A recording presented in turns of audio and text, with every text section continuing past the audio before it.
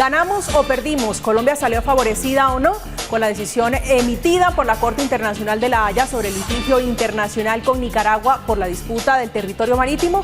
Las conclusiones parecen no ser claras, pues aunque el organismo internacional dijo que en el fallo Colombia violó los derechos soberanos y jurisdiccionales de Nicaragua, para el representante de nuestro país, Carlos Gustavo Arrieta, la decisión es muy satisfactoria para el país, pues el tribunal ordenó que haya un cese de actividades de navegación en el territorio nicaragüense, especialmente de las actividades de pesca, que es lo más importante, y de investigación científica, si usted lo quiere ver de esa manera. Y es que precisamente uno de los puntos de mayor controversia es si los raizales pueden seguir pescando en los bancos que ahora están en territorio extranjero, como lo han venido haciendo por más de 200 años de manera ininterrumpida para garantizar su seguridad alimentaria. Arrieta dice que esta actividad está garantizada, que pueden seguir pescando. Lo cierto es que el pleito por el espacio marítimo continúa, porque este jueves la Corte solo se pronunció sobre la soberanía en el territorio y hay un segundo litigio que corresponde a la delimitación de la llamada plataforma continental extendida, por la que Nicaragua pide más territorio. Este asunto aún está pendiente de resolverse. Es el fallo emitido hoy solo un jalón de orejas, como dice Arrieta. ¿Qué pasará con el segundo litigio que enfrenta Colombia y Nicaragua? Ese es el tema de conversación esta noche en Zona Franca. Bienvenidos.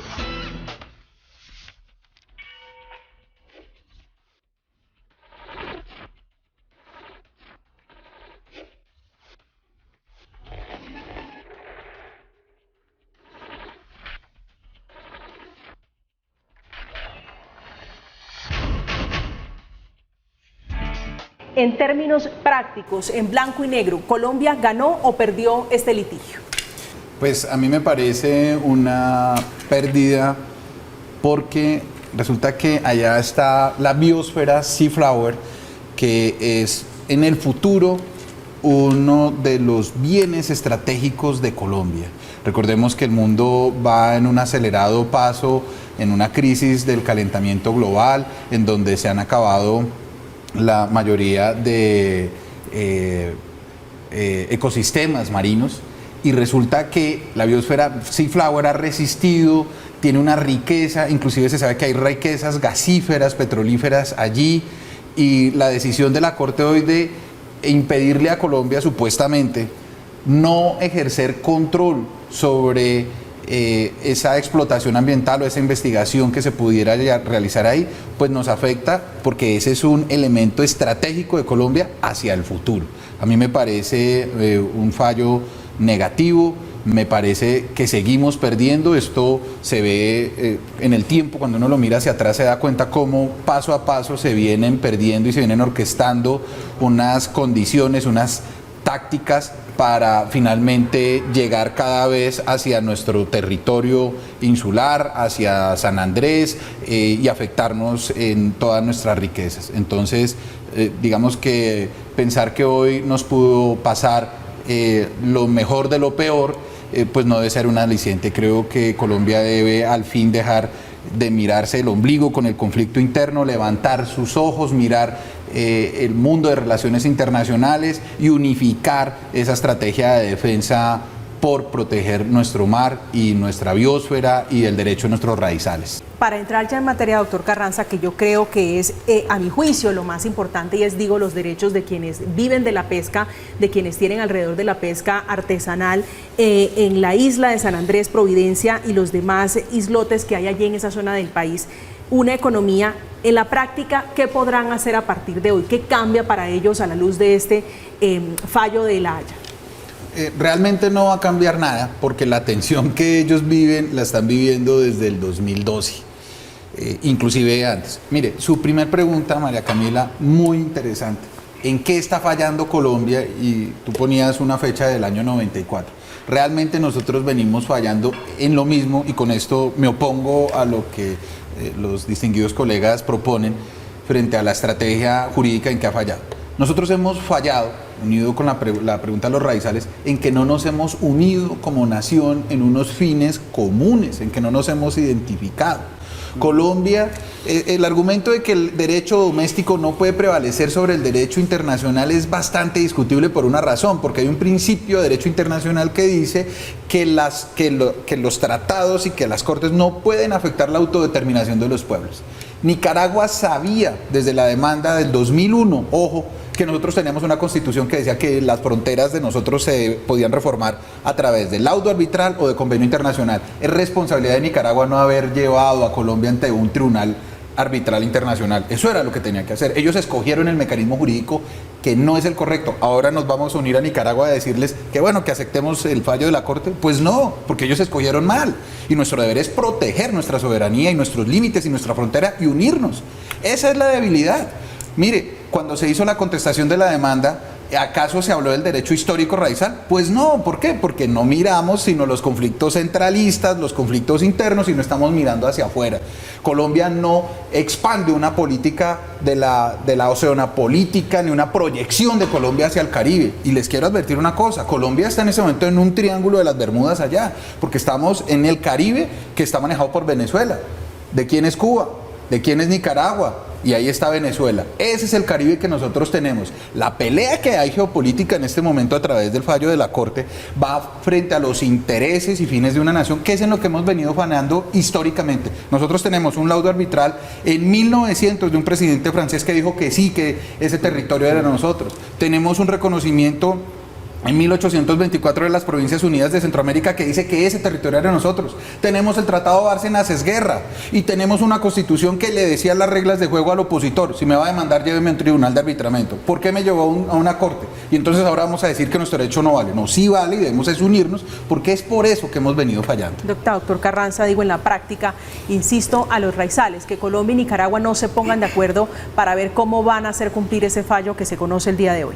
Pues realmente, mire, en la Segunda Guerra Mundial hubo una frase maravillosa que salió, que decía que el Reino Unido era aliado de sus intereses, de sus propios intereses.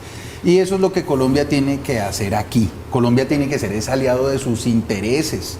Colombia tiene una ubicación geoestratégica y tiene en este momento una posición en un mar Caribe que está siendo dominado por un grupo que está conformado por Venezuela, por Nicaragua, por Cuba, con influencia rusa, con influencia china, con intereses sobre las riquezas de Sea Flower. Entonces Colombia tiene que abrir los ojos y revisar si efectivamente vale la pena hacerse al lado de un derecho internacional que nos afecta y que irrespeta nuestra soberanía y entrar a negociar, o ser aliado de nuestros propios intereses y de nuestros raizales. Estamos en manos de la Armada Nacional. El fallo del 2012 nos dio a Roncador, a Quitasueño, a Serrana, a Serranilla, gracias a que los valientes marinos de la Armada Nacional iban y se quedaban en esos islotes, en esos cayos, hacían presencia, y eso hizo que la Corte reconociera el iutis posseditis iure, o el derecho de posesión que teníamos ahí. ¿En qué fallamos? En que como nos unimos, no hay políticas que apoyen al pesquero, no hay políticas que apoyen al raizal, entonces la pesca, el desarrollo económico no se dio ahí, cosa que Nicaragua sí demostró. Yo le voy a decir además a los dos, y vuelvo y me opongo, y no es por llevarles la contraria, ni mucho menos, que me opongo nuevamente al tema de negociar por una razón. ¿Qué fue lo que hizo el dictador Ortega cuando vio el Tratado Bárcenas-Esguerra y él trataba de combatir a su némesis Anastasio Somoza, que era el presidente de su momento? Pues él lo que hizo fue nada más y nada menos que llegar y decir que el Bárcenas-Esguerra que había hecho Anastasio Somoza no era válido y trató de anularlo desde el derecho interno nicaragüense. Luego nos demandó y pidió en el 2001 que ese tratado no fuera integrado, que no fuera respetado, y en el 2007 la Corte le dice: no señor, San Andrés y Provincia es colombiano. Y ahí sí, lo que explicaba el profesor, las aguas no fueron delimitadas. Y hoy en día vamos a negociar con el que precisamente decía que esos tratados internacionales como el Bárcenas-Esguerra no valían, atendiendo a que supuestamente Anastasio Somoza era una persona que no era legítima en la democracia nicaragüense. Pues la respuesta del presidente Duque me parece acertada. No hay que negociar con un dictador, y Colombia tiene que unirse y debemos proteger a los raizales y debemos fortalecer la Armada Nacional. Mire, efectivamente yo le insisto y le respondo a su pregunta sobre qué entiendo yo por negociar. Resulta que es que para negociar usted tiene que tener unas condiciones con un par y tener unos intereses legítimos. Colombia tendría que entender entonces que es que Nicaragua tiene derecho realmente histórico al mar colombiano. Ese es un punto bastante neurálgico, entendiendo lo siguiente. Y vuelvo otra vez al tema de nuestra unión. Mire cómo el profesor hace una acertada alocución cuando habla de que Nicaragua durante 40 años sí ha tenido un trabajo metódico, incisivo, para lograr los resultados que tiene. Colombia no puede reconocer los fallos como uno de los elementos para negociar. Para Colombia no existen los fallos, no deben existir los fallos. Y Colombia tiene una división porque, mire, no es por meterle política al tema, pero es que recordemos que Álvaro Uribe, cuando estaba el grupo de Río en República Dominicana, cuando se dio el conflicto Colombia-Ecuador por una operación militar, precisamente por ese conflicto interno que nos hace mirar del ombligo y no hacia afuera, él reconoció la jurisdicción de la Corte de la Haya. Yo recuerdo claramente un video en donde le dice al presidente Ortega: tranquilo, presidente Ortega, dígale a su gente allá que vamos a esperar a cumplir el fallo. Luego cambia el gobierno, llega el presidente Santos y se pierde en el 2012 y entonces dice: no cumplamos el fallo. Luego llega el presidente Duque y dice: efectivamente no hemos cumplido el fallo, pero estamos sentados en la Haya recibiendo un fallo hoy a las 3 de la mañana colombiana, ¿no? ¿Qué es hacia dónde vamos? ¿Qué ha dicho los candidatos que vienen con las políticas que van a suceder? Porque seguimos desunidos. Recordemos que Fajardo tiene a la señora que podría ser primera dama, que fue la canciller, que dijo: tranquilos que el fallo va a ser en equidad, y tenga Colombia perdiendo. Y no para irnos lejos, pues Fico viene de esa línea de Álvaro Uribe que dice: sí, reconozcamos el fallo de la Haya. Ahora, ¿qué van a hacer? Va a ser si ellos llegaran a estar contradictores con una política, con una visión. Y no hay que olvidar a Petro, porque es que Petro tiene unas cercanías también con esas fuerzas de allá. Le van a entregar el mar por hacer una negociación. Entonces yo, por negociación, acá le quiero decir al colega que hay que entender primero es sobre los intereses que se tienen, y no se puede negociar un centímetro con lo que no tiene legitimidad. No se puede negociar con un dictador, no se puede. Y le voy a decir una cosa final: cuando usted negocie un centímetro de mar en Nicaragua, del mar colombiano, empiece a negociar con Jamaica, con Costa Rica, con Haití, porque es que nuestro mar, que no nos enseñan eso en el colegio y en las universidades de forma como debería ser, genera unas fronteras con todos esos países, y si empezamos a negociar, entonces también vamos a empezar a perder con esos países territorio, y tenemos que empezar a romper ese tejido que se ha hecho de los convenios y los tratados histórico. No, aquí tenemos que proteger nuestro mar, tenemos que unirnos y tenemos que mantener la idoneidad y la legitimidad de nuestra Constitución. Posiciones diversas se encuentra allí usted, doctor Carranza, de más invitados, el doctor Abello y el doctor Roballo, de los candidatos a la presidencia de la República, que, hablando de política, los representantes, los agentes de Colombia que estaban defendiendo los intereses de nuestro país, le pidieron a ese tribunal internacional que aplazara, que dilatara un poco y que esperara que pasaran las elecciones, porque esto pasa por la campaña a la presidencia. Doctor Carranza. Pues es muy importante precisamente ahora ver cuál es la visión de esos candidatos. Colombia históricamente ha sufrido porque la política se hace de espaldas al mar.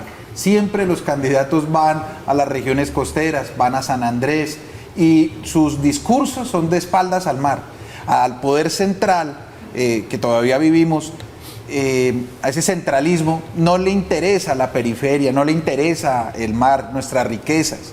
Nosotros estamos perdiendo nuestro mar territorial en el meridiano 82, muy parecido a como se perdió Panamá.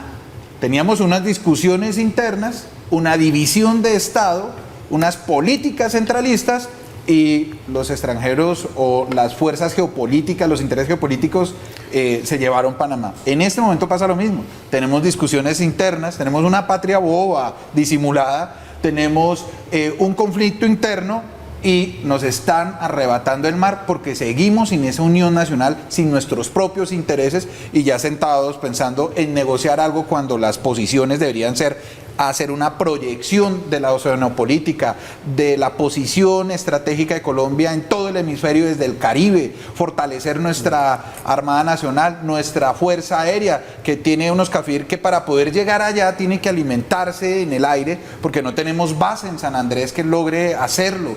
O sea, hay cosas que tienen que cambiar, pero los políticos usted los ve dispersos, y esa ha sido nuestra historia y nuestra tragedia. Usted menciona algo muy interesante, y es hablando de cuando dice de espalda al mar, un poco de simbología allí en su frase, ¿se refiere a los candidatos o se refiere al presidente Iván Duque, que salió en una declaración con la cúpula militar de espaldas al mar? ¿Es a eso a lo que se refiere usted? Me refiero a los candidatos, porque el presidente Duque, que ha hecho algunas cosas buenas y muchísimas cosas malas en mi criterio, en esta oportunidad está haciendo lo que puede hacer y lo que le toca hacer para mantener a Colombia y mantener la soberanía colombiana. Yo me refiero a eso, a esas espaldas del mar. Mire, cuando el presidente Duque también fue candidato, ¿qué fue lo que prometió? ¿Qué fue lo que dijo hacer para arreglar esta situación? Pues no cumplió. Finalmente lo que decidió fue no acatar el fallo de La Haya, pero contradictoriamente está atendiendo al fallo, y eso pues sigue siendo la desunión.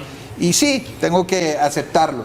Tal vez también se hace la política de seguridad y defensa de espaldas al mar. Doctora Bello, antes de que hablemos de la plataforma continental, que es la parte que queda pendiente de este asunto, que digo no está resuelto del todo entre Colombia y Nicaragua, quiero que hablemos de la llamada zona contigua, porque este fallo hace referencia a ello. Los raizales, digo, han tenido un poco de alivio hablando de este asunto. ¿A qué hace referencia o qué significa la zona contigua?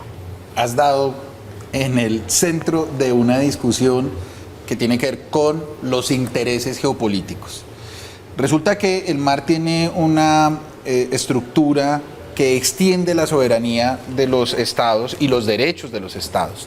Entonces, la primera parte es el mar territorial, que es 12 millas náuticas desde la plataforma territorial hacia el mar. Ahí hay 12 millas, entonces ese es el mar territorial. Después de ese viene otras 12 millas, que es la zona contigua, ¿sí?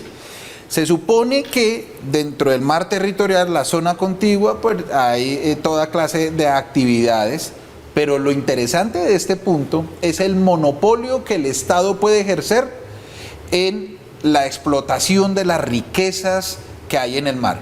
¿Y en dónde se da eso? Se da en la zona exclusiva económica, que es de 200 millas, después de esas primeras 24. Esto es como una especie, para ponerlo en términos coloquiales, de servidumbre, lo que llamamos acá la famosa servidumbre. ¿No pues, es así? ¿Vendría siendo algo así? Así es. Digamos, usted puede, en esa zona exclusiva puede transitar, pero no puede explotar. Y hay un monopolio para el Estado, que es dueño de la zona exclusiva. Y aquí la discusión está en Seaflower, que es lo que me duele del fallo de hoy. Cuando le dicen a Colombia, oiga, Armada Nacional, por favor, no evite la investigación de los científicos nicaragüenses en Seaflower, lo que nos están diciendo es, ojo con evitar la explotación de los recursos y las riquezas que hay allí. Esa discusión de las riquezas que hay ahí, lo sabemos por los estudios que se han hecho, que a Rusia le ha interesado y ha venido a hacer estudios de las riquezas petrolíferas y gasíferas que hay ahí, que China tiene sus ojos posados en un canal que necesita precisamente de las aguas de esa zona, que Seaflower tiene una red de corales que ha resistido al calentamiento global y a la acidez del mar, y que allí pueden haber recursos inimaginables en salud, en el ecosistema. Entonces, la zona exclusiva es realmente la discusión de fondo en este punto. Doctor Carranza. Nos va a salir caro seguir generando los vacíos de poder en San Andrés para los raizales, y nos va a seguir saliendo caro no invertir en mayor defensa y en mayor política social. La Fuerza Aérea viene pidiendo una mejoría de aviones para mejorar su poder aéreo. La Armada necesita mayor capacidad y necesitamos dar mayor proyección en política social a los raizales y al desarrollo económico de la región, y al negocio y al arte de la pesca, para mejorar nuestros derechos históricos sobre la región y mantener nuestros intereses geoestratégicos y nuestros recursos estratégicos en el futuro.